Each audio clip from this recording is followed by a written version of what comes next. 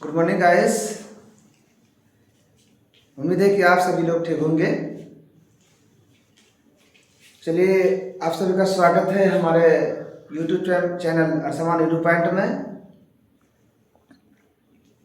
आप लोगों को आज मैं 10वीं क्लास के चैप्टर नंबर 1 जो संसाधन है, संसाधन के बारे में बताने जा रहा हूँ। चलिए जानते हैं कि संसाधन होता क्या है। सबसे पहले हम संसाधन को जान लें। संसाधन मानवीय आवश्यकताओं को पूरी करने वाली हर वह वस्तु संसाधन है। यानी मानव की आवश्यकताओं की पूर्ति के लिए जितने प्रकार की वस्तुएं हैं जिनसे कि मानव की आवश्यकताओं की पूर्ति हो जाती है, वो क्या है? संसाधन है। जैसे आप ले लीजिए, पेन है, लिखने का काम आता है, संसाधन है। मनुष्य खुद संसाधन है, मानव खुद संसाधन है, क्योंकि मानव एक दूसरे मानव की सहायता करता है। टेबल है, कुर्सी है, बेंच है, नदी है, पानी है, खेत खलियान है, जितनी भी चीजें हैं, है ना, ट्रेन है, हवाई जहाज है, हर एक चीज जो मानव की सहायता करता है, मानव की आवश्यकताओं की पूर्ति करता है, वो क्या है? संसाधन है। चलिए, संसाधन को हम लोग दो भागों में बांटे हैं। एक भौतिक संसाधन है। भौतिक संसाधन में बच्चों भूमि है, मृदा है, जल, खनिज। भौतिक संसाधन में दो चीज क्या क्या है? भूमि है, मृदा है, जल है, खनिज है। दूसरा है दोस्तों जैविक संसाधन। जैविक संसाधन में है वन्य जीव, जलीय जीव, है ना, और वनस्पति। क्या है जैविक में? वन्य जीव, जलीय जीव और वनस्पति। चलिए दोस्तों, संसाधन के बारे में एक महान भूगोलविद ने क्या कहा है? जिम्मरमैन क्या था? ये भूगोलविद थे। उन्होंने क्या कहा कि संसाधन होते नहीं है, संसाधन बनते हैं। संसाधन होते नहीं है, संसाधन बनते हैं। चलिए दोस्तों, संसाधन को देखिए दोस्तों, गाना है ना, क्योंकि जिससे भी कमाई होती है वो सारे के सारे क्या है? संसाधन कहलाते हैं। जैसे पढ़ाना भी एक संसाधन है, क्योंकि हम अगर पढ़ा रहे हैं, हमसे आप लोग फायदा ले रहे हैं, तो हम आप लोगों के लिए संसाधन हो गए। तो संसाधन को हम लोग क्या कहें? उत्पत्ति के आधार पर दो भागों में बांटा गया है। संसाधन को उत्पत्ति के आधार पर, किसके आधार पर? उत्पत्ति के आधार पर संसाधन दो भागों में बांटा गया है, जैव और अजैव। अब जानते हैं दोस्तों, जैव संसाधन और उपयोगिता के आधार पर बांटा गया है नवीनीकरण और नवीकरण और नवीकरण, है ना, और स्वामित्व के आधार पर बांटा गया है व्यक्तिगत, सामुदायिक और राष्ट्रीय, अंतरराष्ट्रीय। फिर विकास के आधार पर बांटा गया है संभाव्य, विकसित, भंडार, संचालित। अब हम एक चीज जानने का प्रयास करते हैं। संसाधन का वर्गीकरण अगर करें हम, तो क्या होगा? उत्पत्ति के आधार पर करेंगे, उपयोगिता के आधार पर करेंगे, स्वामित्व के आधार पर करेंगे और विकास के आधार पर करेंगे। ये चार हो गया। पूछा जाए कि संसाधन का वर्गीकरण, तो उत्पत्ति के आधार पर, स्वामित्व के आधार पर और उपयोगिता के आधार पर, और क्या है? विकास के भंडार के आधार पर, विकास के आधार पर। अब है बात, हम लोग जानते हैं जैविक, जैव और अजैव। जैव अजैव में जैव संसाधन वो होते हैं, जैव का मतलब जीव, है ना, जैव का मतलब जीव, जिसमें जान हो। वैसे संसाधन जो क्या कहलाता है? जीव हो, जीवित की श्रेणी में आता हो, उसे जैव संसाधन कहते हैं। जैसे वनस्पति, है ना, पेड़ पौधे में जान होता है, मनुष्य में जान होता है, तो जानवर भी है, तो वो जैव संसाधन के अंतर्गत आता है। अजैव संसाधन में वो होता है जैसे खनिज पदार्थ है ना। अजैव में क्या होता है? खनिज पदार्थ होता है जो निर्जीव है। जैव जानदार, निर्जीव, अजैव निर्जीव, है ना। जैव संसाधन वो हो गया जो क्या है? पेड़ पौधे, वनस्पति, जानवर, ये सारे जैव संसाधन के अंतर्गत आएगा। और लिख लीजिए दोस्तों, जैव में क्या होगा? वनस्पति,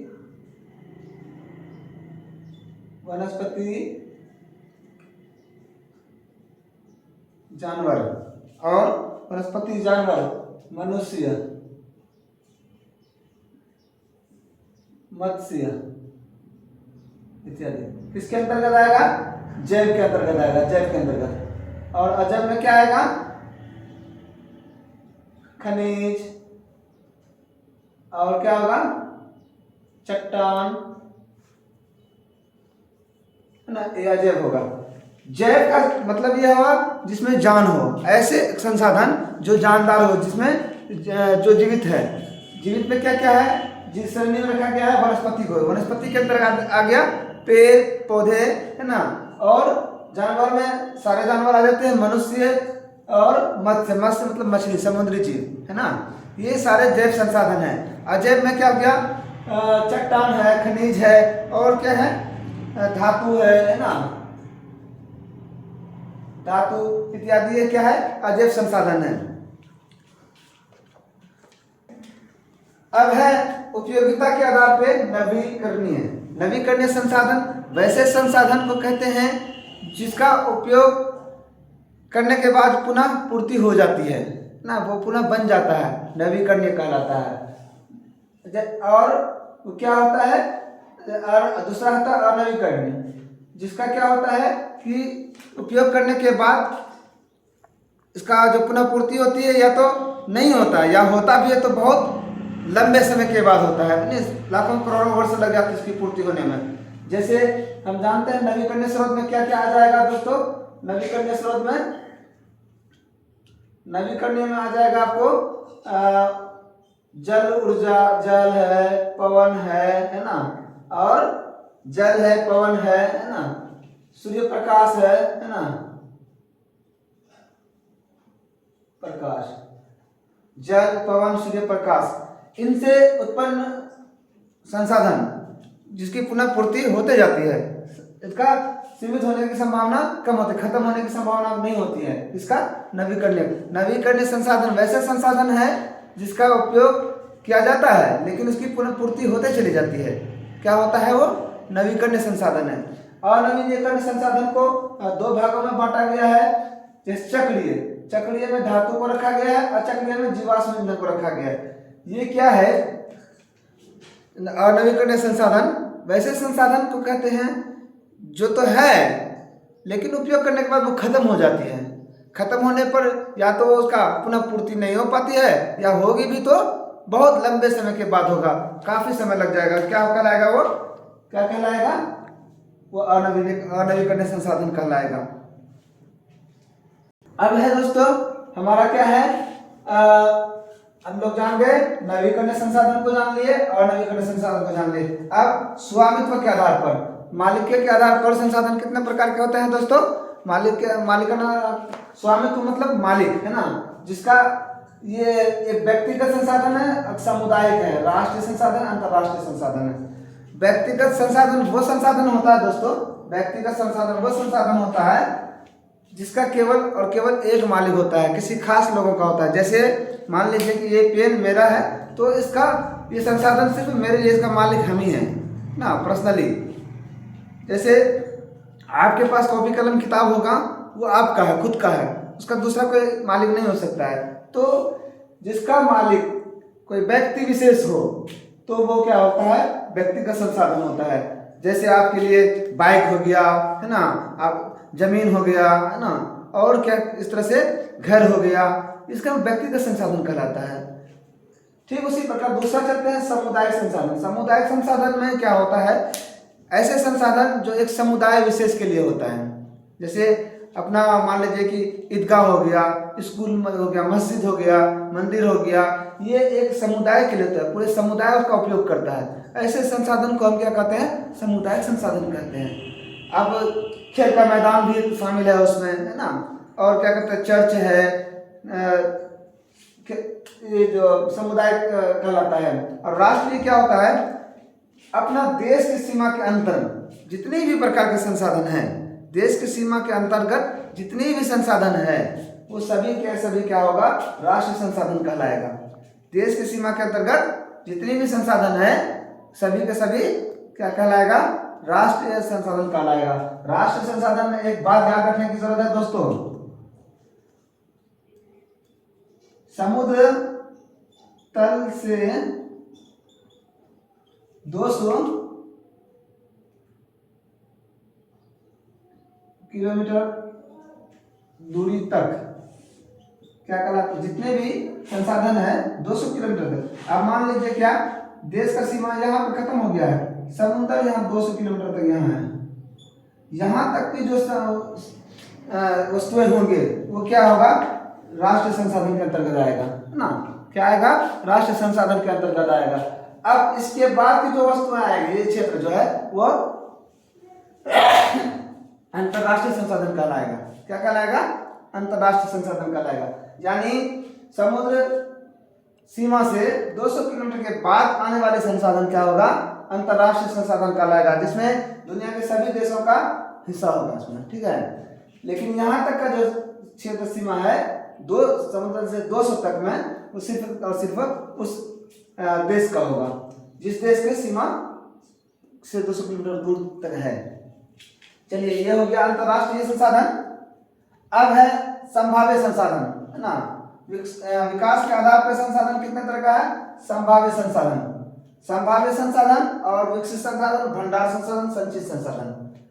संभाव्य संसाधन उस संसाधन को कहते हैं जिसका पता तो है हमको। संभाव्य संसाधन वैसे संसाधन है जिसके बारे में हम लोग को पता है कि संसाधन है ना, लेकिन क्या है कि उसका उपयोग अभी नहीं कर पा रहे हैं ना। कई कारण हो सकते हैं उपयोग नहीं करने का, या तो हम उसके वहां तक पहुंच नहीं पाते हैं, संसाधन के बारे में हमको ज्ञान है कि है संसाधन, लेकिन उसका उपयोग हम लोग नहीं कर पाते हैं तकनीक के अभाव में ना। किसके कारण, तकनीक के अभाव में उसको नहीं निकाल पा रहे हैं, या तो वो निकालना बहुत महंगा होता है। जैसे हिमालय के क्षेत्र में, हिमालय के नीचे में जो संसाधन है उनको हम लोग अभी उपयोग नहीं निकाल पाते हैं, क्योंकि वहाँ पे खुदाई करने में बहुत ज़्यादा खर्च है, बहुत नीचे है ना। एक तो इतना बड़ा पहाड़ है, उसको खोद करके नीचे जाना है तो काफ़ी खर्च पड़ेगा। इसलिए वैसे संसाधन को हम लोग क्या कहते हैं, संभाव्य संसाधन, जिसके बारे में हम लोग को इल्म है, ज्ञान है, लेकिन हम लोग क्या करते हैं, उसको उपयोग नहीं कर पाते हैं, इस्तेमाल नहीं कर पाते हैं। उसको क्या कहलाता है, संभाव्य संसाधन कहलाता है।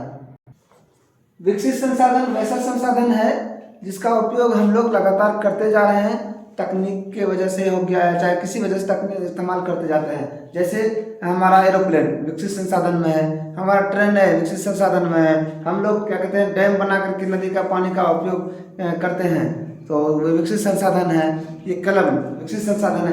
विकसित संसाधन जिसका उपयोग हम लोग किसी न किसी रूप में कर रहे हैं, वो सारे क्या है, विकसित संसाधन है। अब है भंडार संसाधन। दोस्तों, एक इम्पोर्टेंट पॉइंट है, मैं बता दूं आप लोगों को। गुजरात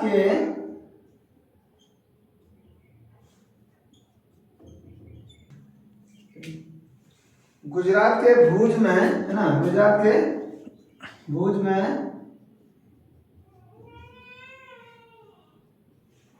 सौर ऊर्जा का, गुजरात के भुज में सौर ऊर्जा का आधुनिक उपक्रम बड़े स्तर पर लगाया जा रहा है। कहाँ, गुजरात के भुज में, है ना, गुजरात के भुज में सौर ऊर्जा का आधुनिक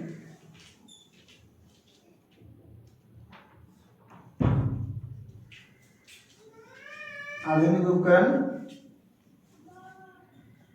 बड़े पैमाने पर,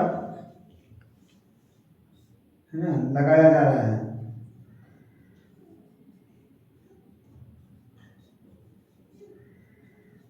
कहाँ पे, गुजरात के भुज में। दोस्तों याद रखिएगा, गुजरात के भुज जगह है, गुजरात में एक जगह है भुज, जहाँ पे सौर ऊर्जा का क्या है, आधुनिक उपकरण बड़े स्तर पर लगाया जा रहा है, बहुत ज्यादा, है ना, जिससे सौर ऊर्जा का उत्पन्न किया जाएगा। अब हम लोग भंडार संसाधन, ये तो उपलब्ध है, इसका उपयोग किया जा सकता है, लेकिन क्या होता है दोस्तों कि उपलब्ध तकनीकी संसाधन के अभाव में, है ना, इसका उपयोग हम लोग नहीं कर पाते हैं। जैसे मान लीजिए हाइड्रोजन, है ना, क्या है, हाइड्रोजन, और इस तरह से कुछ गैसेस है जिसका उपयोग करके हम हीलियम, इससे बड़े पैमाने पर हम ऊर्जा उत्पन्न कर सकते हैं, लेकिन हमारे पास तकनीक नहीं है जिसके कारण इसका उपयोग हम लोग नहीं कर पाते हैं, है ना। इसलिए कहता है ये तो है, भंडार में है, लेकिन हम लोग इसका उपयोग नहीं कर पा रहे हैं, जिसकी वजह से क्या है कि ये सिर्फ भंडार में ही रह गया है ना। जब उसका उपयोग होने लगेगा तो फिर ये भंडार विकसित में बदल जाएगा। चलिए दोस्तों, आपके लिए मैं संचित संसाधन क्या है, संचित संसाधन ये आप लोग करके लाएंगे। फिर मैं संचित संसाधन से आगे संसाधन को और भी विस्तार पूर्वक लेके आऊँगा नेक्स्ट एपिसोड में। थैंक यू दोस्तों।